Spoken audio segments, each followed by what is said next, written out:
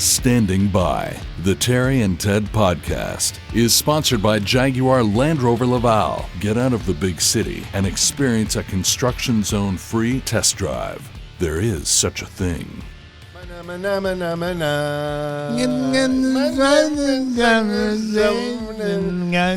Cashmere.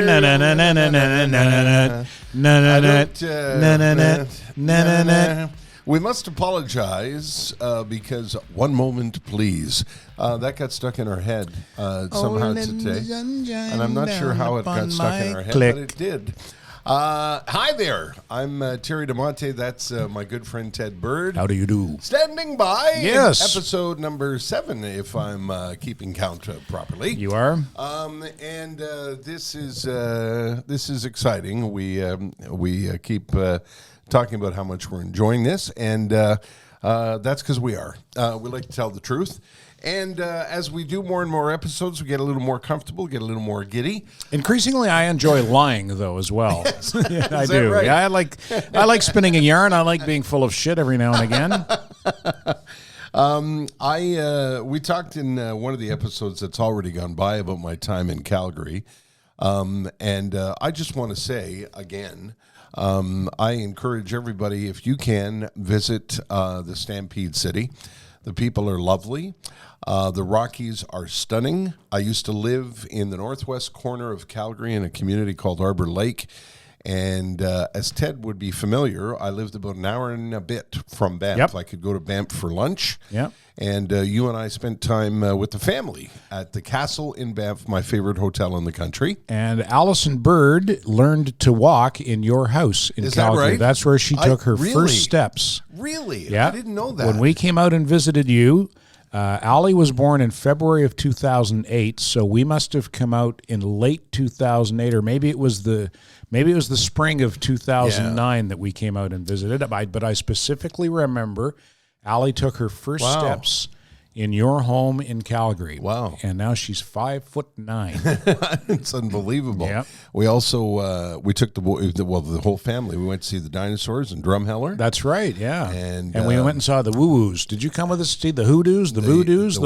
Those funny rock structures. Oh, no, I didn't And know. I think they're out. I think they're close to Drumheller. What do they call them? Hoodoos or something like that. These weird looking. They look like giant anthills or something. And I think you would agree with me. Calgary's a nice city, and the people are lovely. It's a really nice city. Yeah, and the people are terrific. I wish more people would travel the country and have outside experiences like as that. opposed to stay where you are and go, those goddamn Albertans, bunch of rednecks. Yeah. Why don't you go out and meet them? Yes. Why don't you go out and meet them and talk to them and listen to what they have to say and Yeah. listen to what their concerns are and listen to what's good and bad in their lives and maybe you'll be able to relate with them and maybe you'll be able to empathize. Yeah. People don't empathize enough these days. And you know what? Fuck them. Yeah. I was just going to say, that's a beautiful drive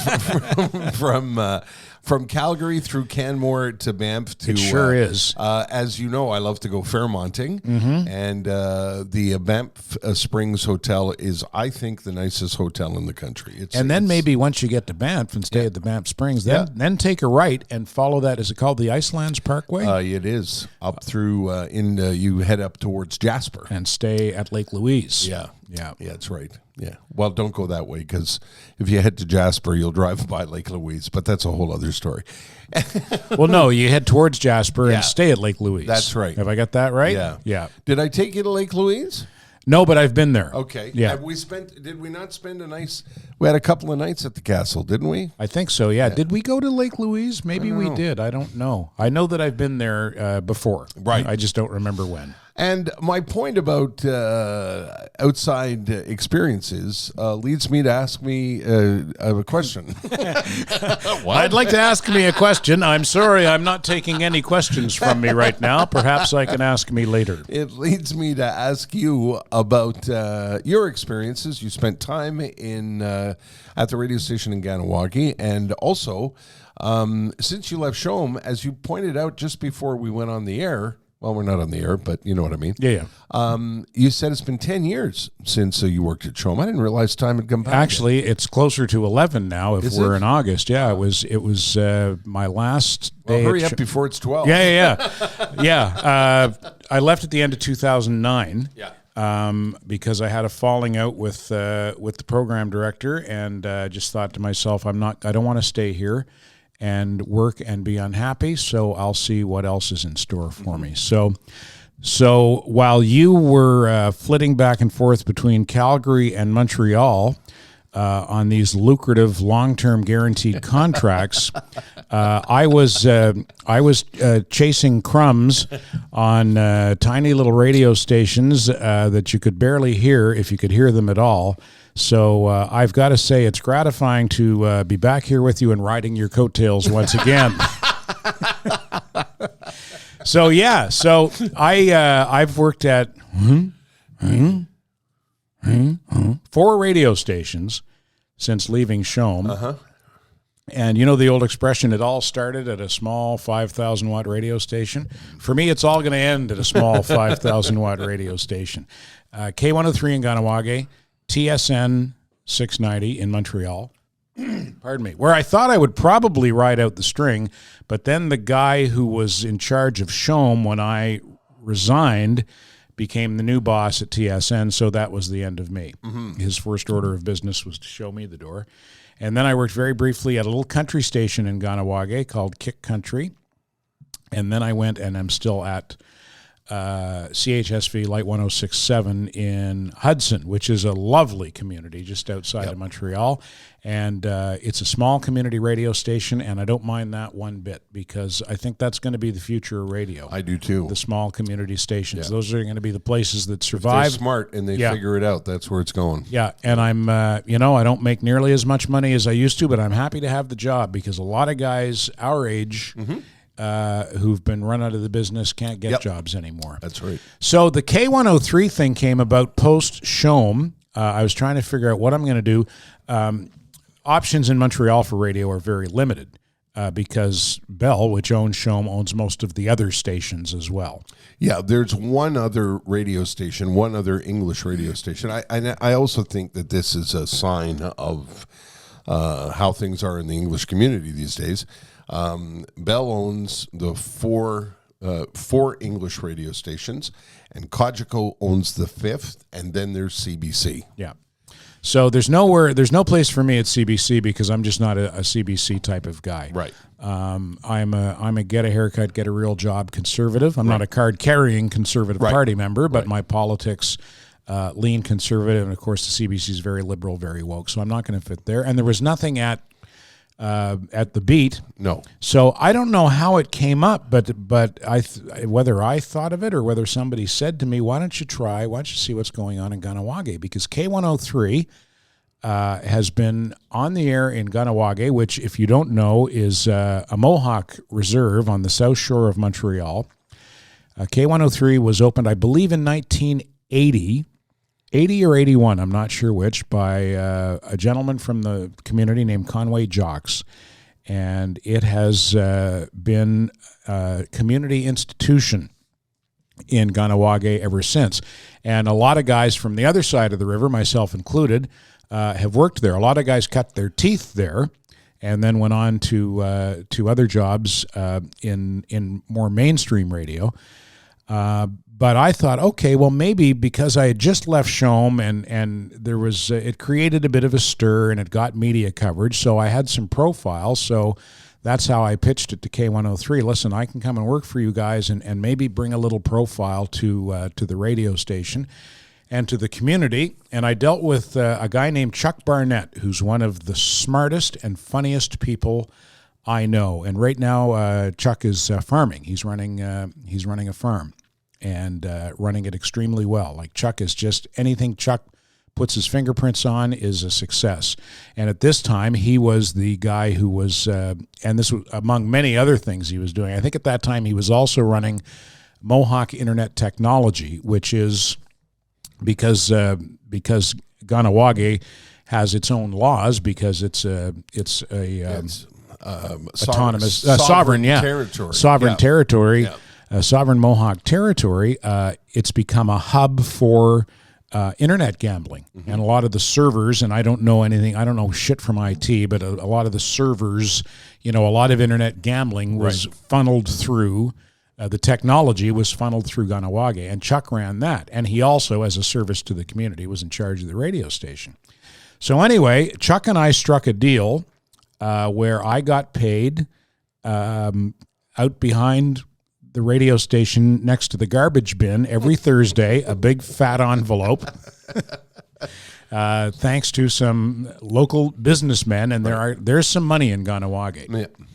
Because for a number of reasons, Kahnawake is where it's located. It's in the shadow of a huge city right next to a seaway. So there are a lot of economic opportunities that arise as a result of that. And there are a lot of enterprising gentlemen who make a lot of money in Kahnawake. And Chuck went to some of them and said, we've got a chance to get a guy with a high profile from the city to come over here and work on our radio station and maybe get some eyeballs on the community and on the radio station.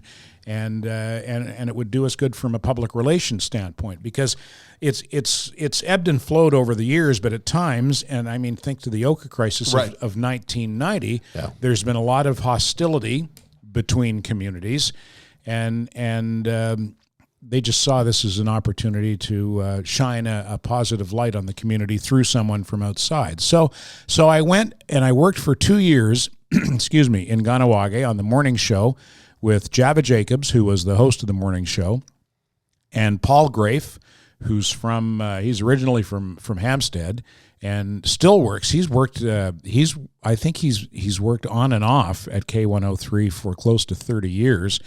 And for the last at least 10 consecutively, more than 10 consecutively. And Lance DeLille was part of the show. Pardon me, what's going on? Lance DeLille was part of the show for a significant period of the time that I was there. And also another guy from outside the reserve named Matthew Potvin. Matty Potts, we used to call him. And boy, oh boy, did we have some fun. Outside of working with you, probably the most fun I've had in radio, and we got up to no good on a regular basis, and it was more loosey goosey over there because it wasn't. I think they technically abide by CRTC regulations, but I don't think they have to. If I'm not mistaken, I think they may be exempt. No, I'm not too sure, but I know that they go along just for political purposes, to be good neighbors. Yeah, exactly. Yep. Exactly, to be good neighbors. So it was a 2-year run, and it was a lot of fun, and it was really eye-opening to be on the territory on a daily basis. You had a great time in that community. I really did. And you used to tell me how much you enjoyed it. And we often, when you wanted to have breakfast, that's where we met. We'd go over to Playground Poker. Yeah. There's a restaurant in Playground Poker called the Thing. What the hell is wrong with me?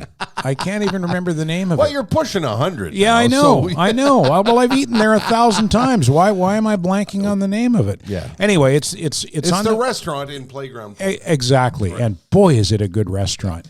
And probably the highest compliment I've ever been paid. This is one of those stories I can't tell without getting a lump in my throat. Yes, sir. When I was there, about a year and a half into my 2-year run, I was leaving the coffee shop one day, right on the main drag in Kahnawake, and a local guy and his teenage son were going in as I was going out, and they said hello to me, and I said hello, and after I passed, I heard the guy say to his son, "That's Ted Bird. He's part of our community now." Well, can you imagine? Yeah. In Kahnawake? Yeah. What do you think it is with me, Ted, with family-run businesses? I just love a good family-run business. I think it's because you're Italian. Maybe. I think it's the Italian thing. Familia. See. I have a real affinity in this day and age of, you go to a counter and you want to speak to somebody in charge and they have to send an email to Edmonton and you hear back in 10 days. I don't like any of that at all. I love it when families get passionate about something and they end up building a business from their love of that particular business. And that is the case at Matelas Bonheur. When I first went into a Matelas Bonheur store, I could almost tell right away. I went into the original store, which is on Gouin Boulevard in Saint-Geneviève, and I was almost taken aback by how wonderfully I was greeted, with a smile in both languages, and how can we help you? And the store was beautiful, and we got to talking, and somebody asked me a few questions about how I sleep, and do I like a firm mattress, and what kind of pillow do you have, and what do you prefer, and all of that stuff, standing in this beautiful store. And then they said, we're going to show you these 3 mattresses, and you let us know if you have any questions. So nobody sat with me. Nobody tried to pressure me to buy anything. It was just, I was taken with the way they run their business, and that's the way they built their business. There are now 18 locations across the greater Montreal area. And if you're thinking about a mattress, you want to deal with people like that, don't you? Do you think they'd let me have a nap in the showroom as a means of trying out one of their mattresses? You know, if they weren't busy, Ted, I would venture to guess they probably would. Because I could drop by after the show, and you know what it's like after Yes. a morning show. You've gotten up in the middle of the night. It's nap time. Yeah. I could swing by the closest location on my way home, have a little schluff, Yep. wipe up my drool, and be on my way. By the way, while we're talking about that, they also have set up some really safe shopping, mattress testing. They've got covers and all kinds of protocols and everything else.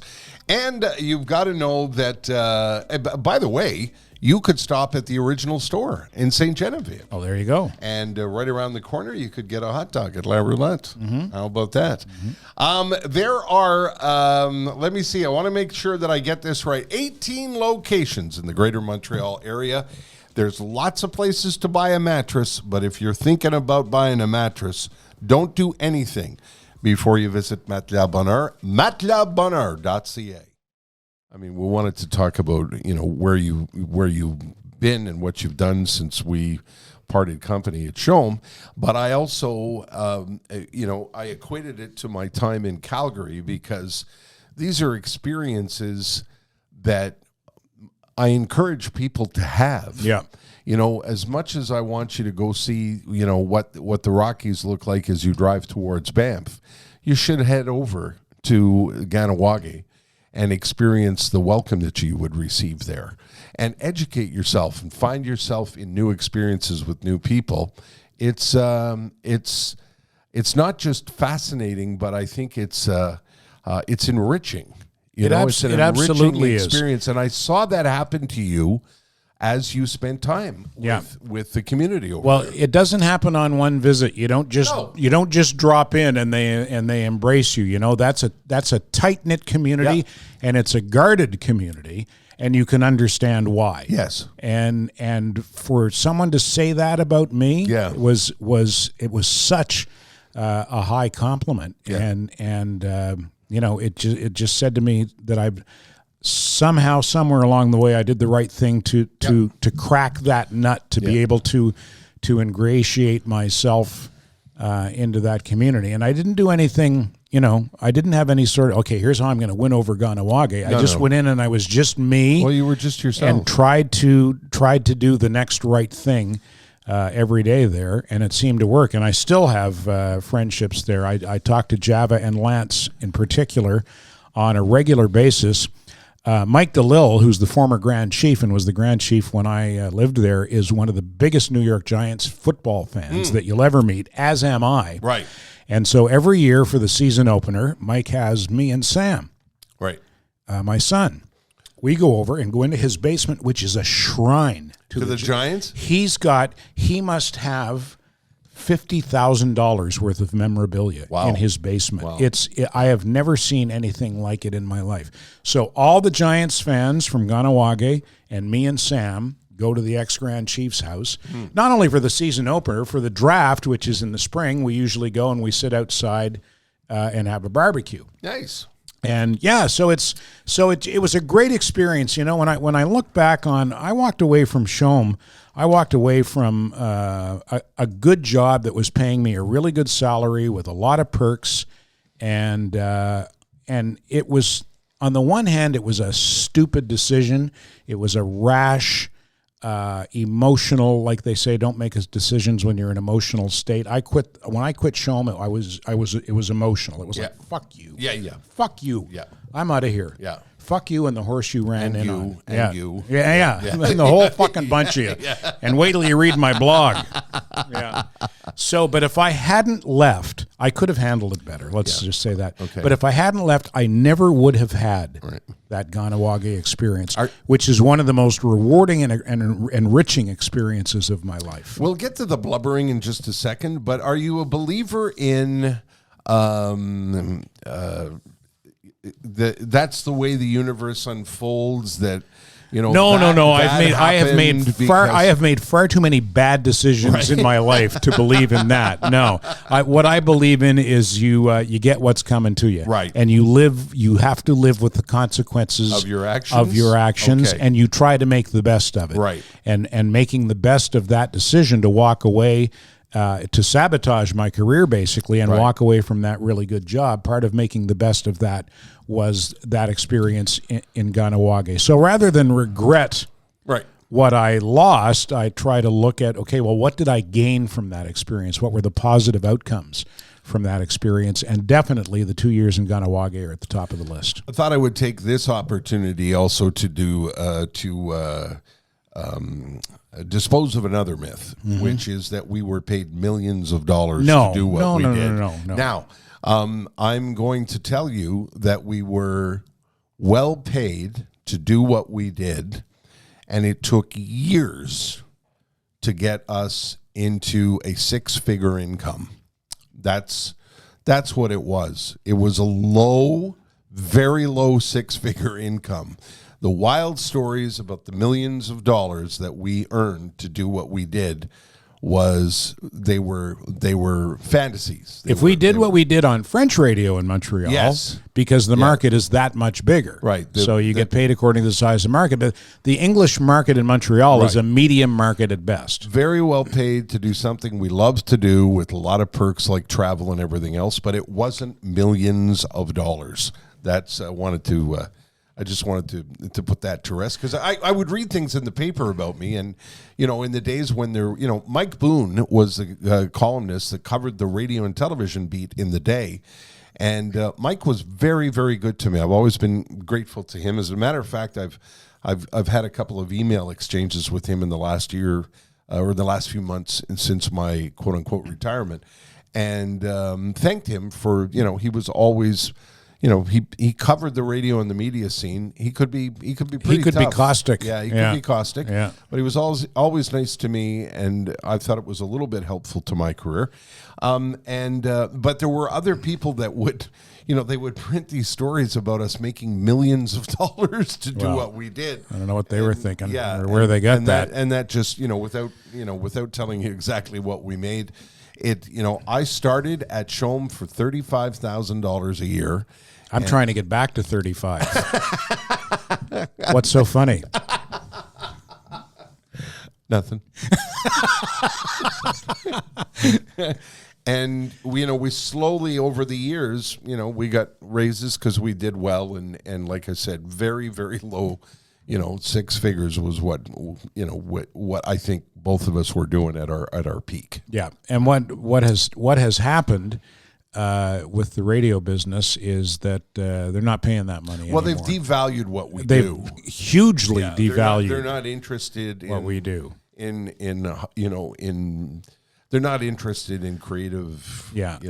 And we should again, as you've pointed out previously, we're not complaining. No, God no. In fact, we're yeah. In fact, yeah. I'm grateful for the run that I had. Yeah. And for how well we did. But the reality is they have devalued what we do. Yeah.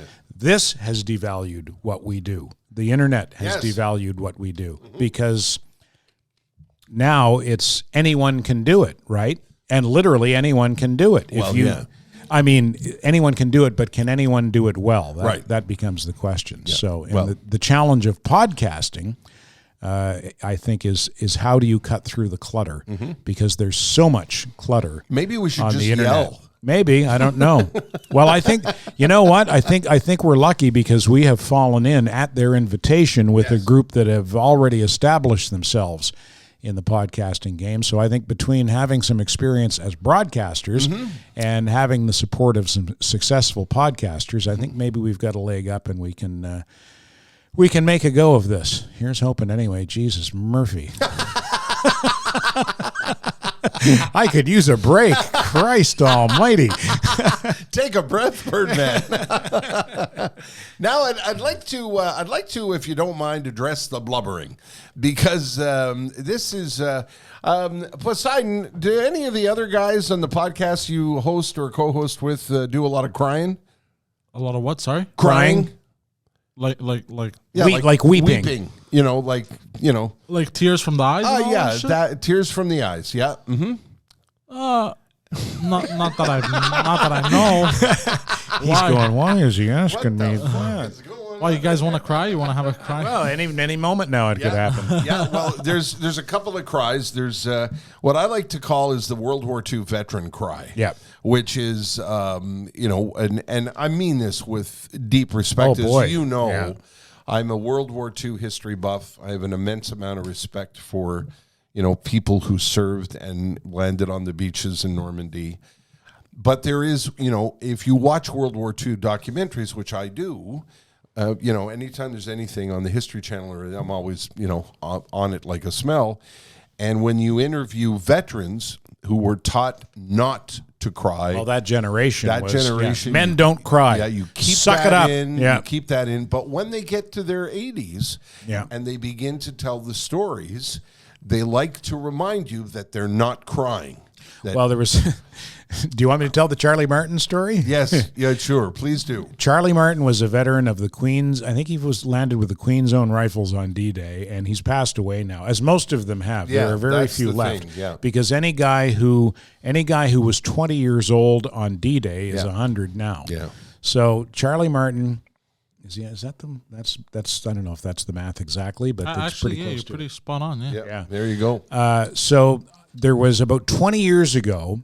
You know who was involved in this? Because he tweeted about it recently, and I had a little exchange with him on Twitter, was Anthony Wilson Smith. Yeah. Also, the guy who does all the Historic Canada. He runs Historic Canada. Anthony is one of the brightest people I know, one of the nicest people I know, and the respect he has for those people in that era is apparent. Let's just put it that way. So he was involved with taking Charlie Martin. I think he was writing with Maclean's at the time, and he was involved with taking Charlie Martin back over to, it might have been 1994. It might have been the 50th anniversary of D-Day. And so there's a video clip, and I think you can find it on YouTube because I did find it when I had that exchange with Anthony.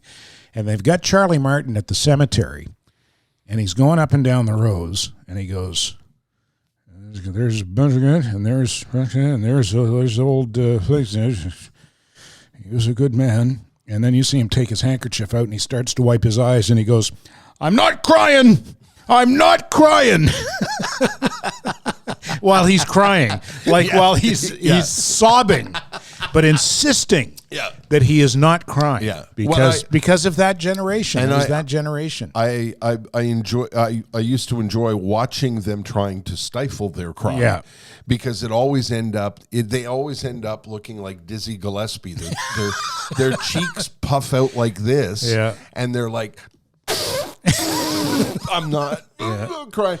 And the reason I bring it up, again, is not out of any kind of disrespect. Oh, God, no. Anything but. But you and I, is it an age thing? Because Well, it must be. I used to tease you all the time about it. You used to yell at me because I've been a crier my whole life. For anybody who's of a certain age, if I tell you I would cry at long distance commercials, you know what I mean. AT&T used to have these, in the days when you had to dial long distance.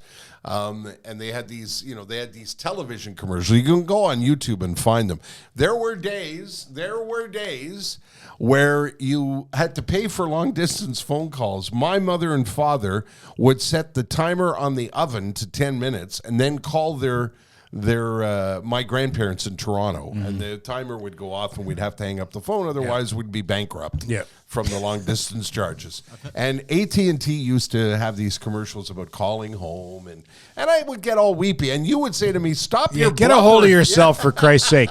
And now I'm worse than he is. Now I cry at the drop of a hat now, and I guess that comes with getting older. I remember my grandfather. Before he passed away, he was like, we'd go visit him. I'd go over and mow his lawn.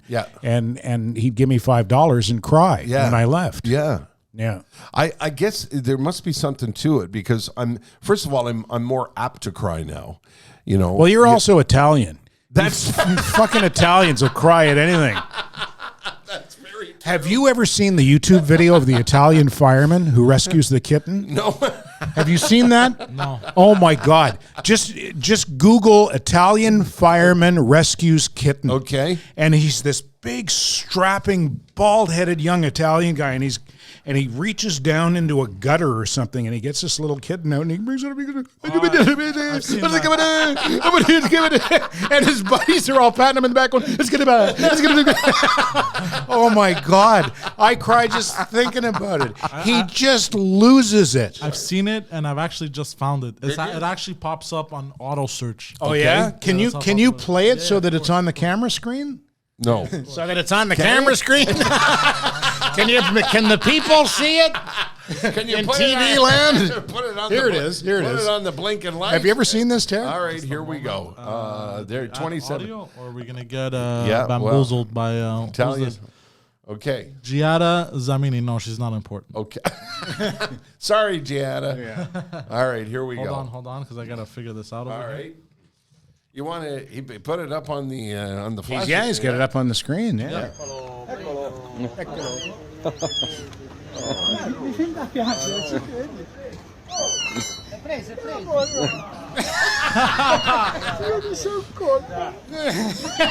Grande. Bravi ragazzi. Certo. Grande ragazze. Ancora? Bravi ragazzi, bravi. That makes me cry again. It is. That's so Italian, isn't it? It is. That's just so Italian. You're right about that. It's Now, this is the longest. Sorry, I don't know who that is. Ignore that. Okay, that's not going to make you cry. Oh, but, God. I should have brought a hanky. But it's funny. Oh, shit. Pull yourself together. Oh, serious. The shoe's on the other foot now. Yeah. It's funny because I used to, and still do. Sorry to cut you off, but That's you know, all right. women love that kind of shit. Do they really? Of course, yeah. If we pull up the comments, Really, eh? like, Oh, 'cause yeah. I remember going Oh, through the yeah. comments, and Yeah. women were like, "Oh my God, my A pussy is wo- waterfalls." Like, no. Yeah, they freak out at that shit. A woman I follow on Twitter, who's a great follow, by the way, her name is Rita Panahi. She's a journalist from Australia. She is a great follow. And she posted that, and I forget what she said, but it was something like "me first, ladies," or "get in line, ladies," or something like that. Yeah, Women love the big tough guy who's sensitive. yeah, They love that shit. but They not love- all the time. Yeah. I don't think they want you blubbering all the time. My No, not towards like not if you're like oh my God, I stubbed my toe, like you know, but like for But animals, for something like that, for yeah. animals, yeah. they melt. we can no longer watch E.T. in my house because my wife, she can't take the fact that she doesn't want to cry Okay. at the end when, E.T. is leaving. You know what? I don't even know if I've ever watched that all the way my through. God. I know. I remember your story Oh, about geez. going with Well, the roadies, though. This is what the story I'm going to tell. Ted, you know what I like is when we used to work together, you used to do the, I feel it change in the air. Yeah. It was the bear thing. Yeah. You'd come in the morning and you'd say, "Oh, I felt it this morning," and I'd say, "Damn it, no, it's too early for that." But it's in the air. Yeah, it's time. Yeah, That's it's what time. it's what I think a bear must do every year when Yeah. he realizes or she realizes it's time to think about hibernating. Right. So when I go, I know it's time to think about winter tires. Right. Bears don't think about that. No, I don't think so. No. No. So when I would think about winter tires, and maybe bears do too, I'm not sure, I think about Merson. Our friends at the Mersons. Merson Automotive. Yeah. You and I have been going to Merson for, 25 years now or so? Yeah. I used to take my horse and carriage there. Oh, yeah, back in the day. Yeah. You know, they have an outlet in Pennsylvania now, Mersons of Pennsylvania, where they do only wagons. That might not be true. Yeah, maybe not. Yeah, they take care of Montrealers. Yeah, it's a family-run business, and one of the things that I love for years is going into the waiting room and you'd see the same faces in the spring and the fall, and that's because families have come to trust them. You and I have both had this experience. I was introduced to them over 25 years ago when I got ripped off at a mechanic's place, and a friend of mine said, you should take it to the Mersons. They're as honest the day as the day is long. And I said, who are the Mersons? And at the time it was Mark and Bonnie, and we met Mark and Bonnie and became very good friends. And now there's a new generation, Cara and Celso, are running the shop. But all of the same standards and traditions of honesty and integrity are still there, along with a lot of employees that have been there. I was going to say, not just the same faces of clients in the waiting room, but also the same faces behind the counter and in the back as well, back in the mechanic bays. And that speaks volumes about a business when you have continuity of staff. Yeah, and simple things like an oil change, no problem. You need a tune-up, no problem. Your Fritzinator's gone, no problem. If you're leaking oil and they need your car for 2 days, big problem. Not for them, they'll fix it, but problem for all of that to say, that's where my car is right now. Okay, there you go. But you want to talk about the trustworthy thing. It's a big job, and it's going to take some money out of my pocket, but I have a 10-year-old car, and 10-year-old cars need big jobs sometimes, and I know I can trust them. When Celso told me what the problem was and gave me the estimate, I didn't question him on it because I know that they're not going to rip me off. They're going to do what needs to be done. Do the math. You take that to another place, and it's twice the price. Well, I think I've told you the story about when I had a Land Rover way a long time ago, a secondhand Land Rover, and I took something was the temperature thermostat wasn't working properly, and I took it to a guy who told me, "Oh boy, that's a big job. That's going to be $1,100." And then I took it to someone else. I took it to Merson. And they said, well, you need a new thermostat. They're $30 at Canadian Tire. There you go. 487-5545 or mersonauto.com. E.T. is one of my favorite movies of all time, and I've seen it a bunch of times. And when Elliot has to say goodbye to E.T., and E.T. and him have a little exchange, I can't help it. I become... Doesn't matter how many times I've seen it. Even if I watch it, just the end scene on YouTube, I become weepy. And back in 1982, I was on the road with a band called Streetheart. I went into the record business for a little while, and I was working as, it's a long story, and we'll tell that maybe on one of the episodes. But I was a representative of the band, so I was on the road with them, and we were in Regina. And E.T. was all the rage. People were talking about it. Was on the cover of Time. So it was in its first run in the theaters. Yeah, it was in its first run in the theaters. And we had a day off in Regina. And I said, I want to go see this movie. And Kenny, the lead singer, said, yeah, I'll come with you. A movie's a good break from the tour. And I think Daryl, the keyboard player, came. And then the road manager said, well, I'll come. And then, the sound mixer said. Anyway, by the time that we got it together, there was about 11 or 12 of us all going in to see E.T. And the movie, if you're familiar with it, gets progressively sadder towards the end. And I could feel I was stunned by the absurdity of it because I'd never seen a movie like this before. And I thought, for Christ's sake, get a hold of yourself. Get a hold of yourself. It's a puppet. It's a fucking puppet, right? There's like somebody's pulling the strings, but the movie is so well done. It's a Spielberg movie, isn't it? Yeah, yes, and you fall in love with the creature, and you feel bad for the kid who's adorable. And as they're doing this big build-up scene, I'm thinking to myself, I cannot cry in front of these roadies. I can't. I've got to choke this back. Like, I've just started with the guys. I just got on the road with them. I can't be the weepy guy from the record company. I can't do that. So I'm sitting next to Kenny, and I'm thinking to myself, I've got to, I don't know what I'm going to do. And as sometimes happens when you're trying to stifle a cry and take a breath, you do this. And And I went,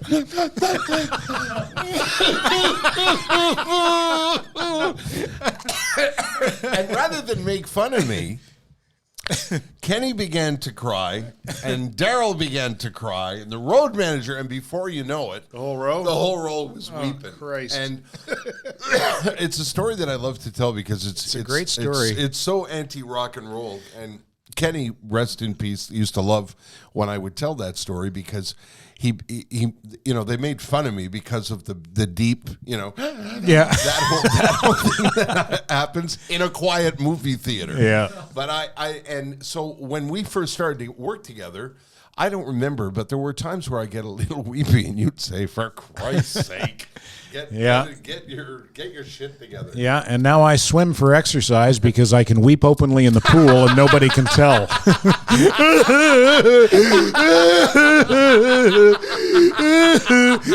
All right, see you Wednesday. It just looks like you're always coming up for a breath. That's right. Yeah.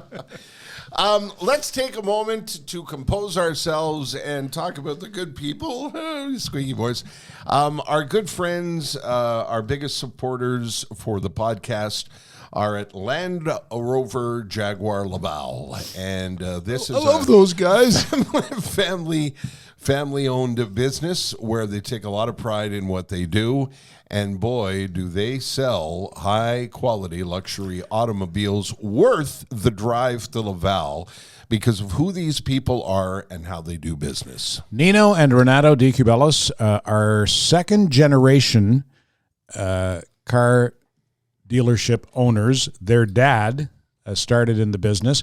I don't know if maybe they're third. I don't know. I know that their dad. I know there was their dad, and I know that there's Nino and Renato. You could make it up. I could make it up, I suppose. Well, I know that between those two generations, you've got like 50 to 60 years in the business, so they know what they're doing. And not only do they know what they're doing, they know how to do it right. They know how to treat customers. It's all about customer service. It's like a high-end product sells itself, right? Yep. The important part is the customer service, how you're treated when you're making the purchase experience, and then the customer aftercare. And they excel at that. I went online and looked at Google reviews for Jaguar Land Rover Laval, and it's 5-star rating after 5-star rating after 5-star rating, and then you hit a 1-star rating. And you see someone says, I had this happen and that happened, and nobody called me back.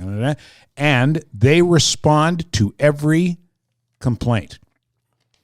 And they respond by either by directly, well, they always directly address whatever the complaint is, whatever the issue is, and then they will offer an apology and a solution.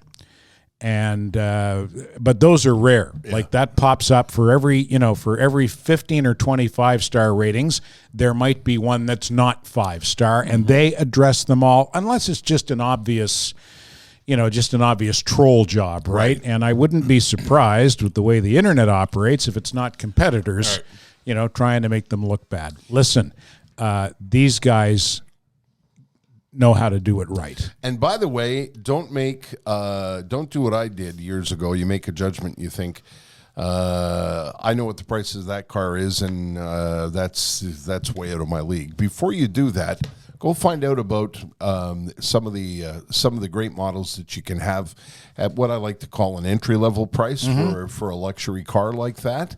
And, of course, while you're there looking around, don't forget to take a quick peek at the McLarens. I always say this because there's something very exciting about looking at such a beautiful, beautiful piece of engineering, such a beautiful automobile. McLaren, if you're not familiar with it, McLaren competes with Ferrari. It's a British brand that competes with Ferrari, Lamborghini. You're up in that stratosphere with McLaren, and they got a bunch of them in the showroom, and they'd be happy to show them to you, and you can sit in them. Yeah. When we went, the gull wing doors were up. That's right. When we were there, they were waiting for us. Yeah. Is this the one we're taking? Yeah. No, it's not. think they'll give us a McLaren, Birdman? No, but you know what? Listen, we're not complaining. They gave us a beautiful Land Rover Defender, the 2021 Motor Trend SUV of the year. We've been tooling around on that all weekend and having a good time. LandRoverLaval.com or JaguarLaval.com. They were as excited about the podcast as Weren't we were. they, though? Yeah. Which was nice. Yeah. They believe in us. And that's, nice. yeah, it's nice. It's nice. It's always nice. Yeah. That's right. You were going to say something? Yes. Actually, I was just going to, I told this story on an earlier podcast, but I'll tell it again because we spoke about me going to Ganawage. When I went over there, I sent out a bunch of emails to friends and business associates or former business associates, inviting them to a news conference that was being held in Ganawage to announce that I would be starting at K103. And Nino and Renato showed up. Oh. And they didn't show up because it was a business opportunity for them. They showed up as friends to show support for me. And that spoke volumes to me. I didn't go. No, you were in Calgary, probably. Okay, phew. There you go. Yeah, you were in Calgary. Okay, so there's my excuse. I didn't get to go because I was in Calgary. Well, I might not have invited you either. Okay. Crazy of me to make that assumption. Who am I forgetting? Let me ask you, as we've been talking about doing this and how we were going to do it and stuff like that, who would you, we've been lucky. We've got to interview a lot of people over the years. If you could pick somebody, who would you interview? Who would you love to talk to? Cripes, that's a great question. And, I'll blurt out a name because I can't think of anyone else off the top of my head. And then later I'll think, oh, shit, I should have said. Yeah. Boy, I would have to give it some thought. Yeah. I really can't think of, if I think of the most important, quote unquote, important people currently right off the top of my head, who would be interesting to talk to? Elon Musk would probably be interesting to talk to. That's an interesting Jeff Bezos would probably be interesting to talk to. But you know what? I only picked their names because they're the two richest guys in the world. Right. So what, does that necessarily mean they'd be terribly interesting? No, there's got to be, there's somebody, and I just can't think of who it is off the top of my head. You tell me for you, and maybe it'll come to me. Okay. I've, like I said, one of my favorite things to do over the years has been interviewing. I absolutely love it. I love having conversations with people, and I love to ask them questions that are I get angry not angry, but I get frustrated when I listen to big stars talk to other big stars and they ask them stupid questions, and I think of all the things that you could have asked.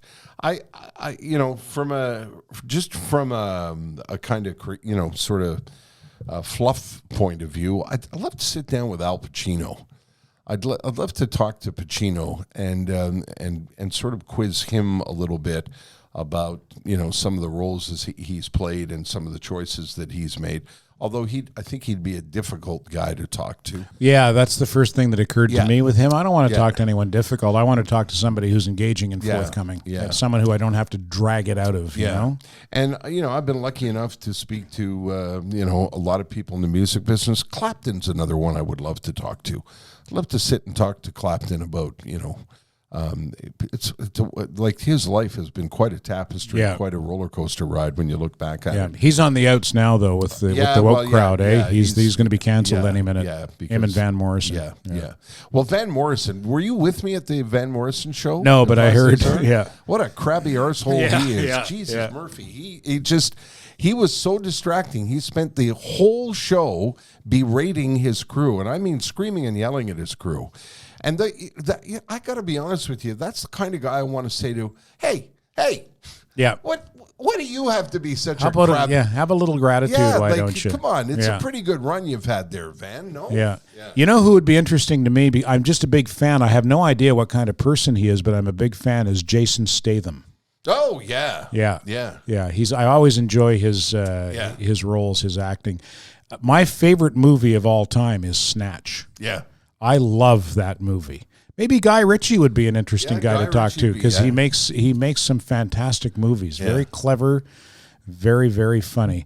Jason Statham, somebody else popped into my mind as well, but now it's gone. Is it really? Bye now. Yeah. You know who might be interesting to talk to is Brad Pitt.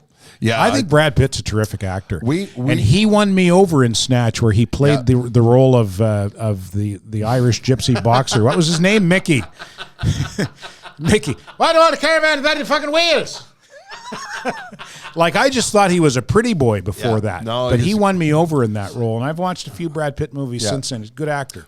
My wife and I just finished watching for the second time Once Upon a Time in Hollywood. I have not watched that yet. And Brad Pitt is terrific in that movie. Have you ever seen Leo? You ever seen Burn After Reading? Listen to me, Leo, like I know. Yeah. Well, I call him L. Hey, L. Burn After Reading? Yeah. No. Oh, you would really like that. Burn After Reading. It's a Coen Brothers. Is it the Coen Brothers? Coen Brothers, yeah. Coen Brothers movie. Brad Pitt, George Clooney, Frances McDormand, John Malkovich. Jesus, what a cast. And you know who I'd love to sit down and talk to is, because I'm a huge fan, the guy whose name I can't remember who's in that movie. The guy with the thing? Yeah. He's a J.K. Simmons. Is that it? J.K. Simmons? The guy who was the drumming teacher. Yes. He's a great actor, that guy. Actor. And he always plays, or usually plays, supporting roles. He's not a lead role type of guy. Yeah, he's more of a character actor. Yeah. And he's in Burn After Reading. Yeah. And Burn After Reading it's a little bit like a Guy Ritchie movie, because it's one of those movies where a whole bunch of things are happening independently of each other, but they're all on a collision course.